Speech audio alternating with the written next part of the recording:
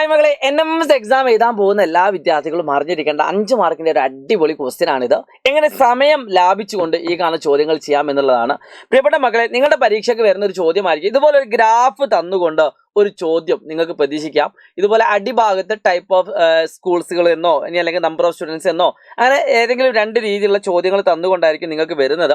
So ഇങ്ങനെ തരികയാണെങ്കിൽ നിങ്ങൾ ആദ്യം മനസ്സിലാക്കേണ്ടത് ഈ ഗ്രാഫ് ഉപയോഗിച്ചുകൊണ്ട് എന്തൊക്കെയാണ് ഇവിടെ തന്നത് നിങ്ങൾ കൃത്യമായിട്ട് മനസ്സിലാക്കണം.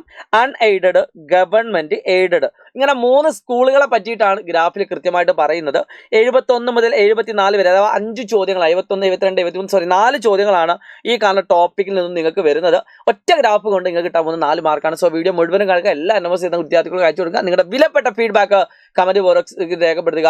സോ ഏറ്റവും ആദ്യത്തെ ചോദ്യം ഇങ്ങനെയാണ്: എല്ലാ സ്കൂളുകളിലും കൂടിയുള്ള ആകെ കുട്ടികളുടെ എണ്ണം, the total number of students in all the school എന്നാണ് പറഞ്ഞത്.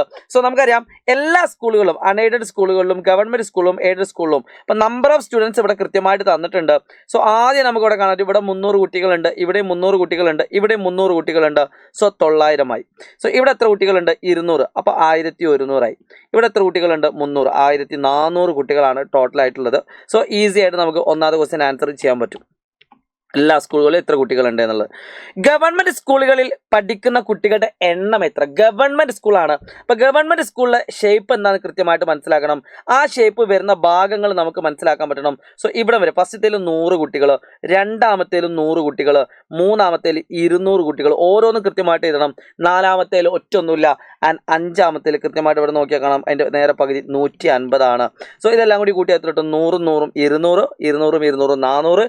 And 400 plus 150, that is equal to 550 ആണ് ആൻസർ വരുന്നത്. ഒന്ന് ട്രൈ ചെയ്ത് നോക്കാം. എയ്ഡഡ്, അൺഎയ്ഡഡ് സ്കൂളുകളിൽ പഠിക്കുന്ന ആകെ കുട്ടികളുടെ എണ്ണം.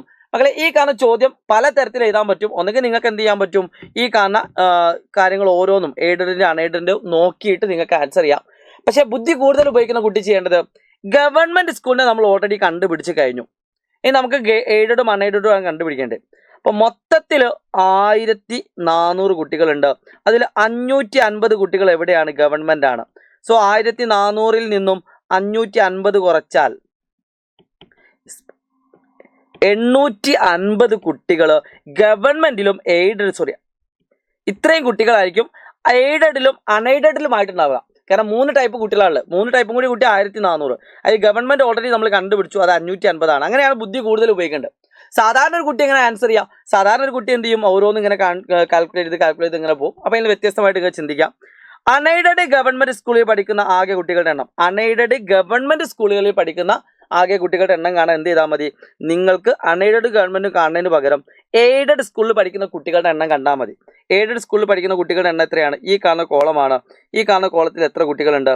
ഇവിടെ 50, ഇവിടെ ഫസ്റ്റത്തേൽ 100, ഇവിടെ 50, ഇവിടെ 100, ഇവിടെ 100, ഇവിടെ മൊത്തം 150.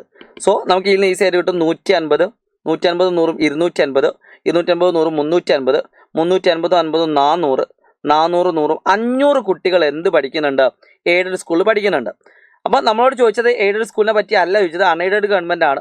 സോ എന്ത് ചെയ്താൽ 1400-ൽ നിന്നും 500 കുറച്ചാൽ എത്ര കിട്ടുക എന്നുള്ളത് നിങ്ങൾ കമന്റ് ചെയ്യുക. ഈ കാണുന്ന ക്വസ്റ്റ്യൻ ആൻസർ നിങ്ങൾ കമന്റ് ചെയ്യാൻ മറക്കരുത്. ഇതുപോലെ ഗ്രാഫ് തന്നിട്ട് ചോദ്യം നിങ്ങൾ വന്നാൽ ചെയ്യുമോ എന്നുകൂടി കമന്റ് ചെയ്യാൻ മറക്കരുത്. It's me Shahid Ramzan from xylem learning. എല്ലാ കുട്ടികളോടും NMS എഴുതാൻ വേണ്ടിയിട്ട് സൈലം ക്ലാസ്സിലെ ക്ലാസ്സുകളൊക്കെ കാണാനൊക്കെ പറയുക. All the best.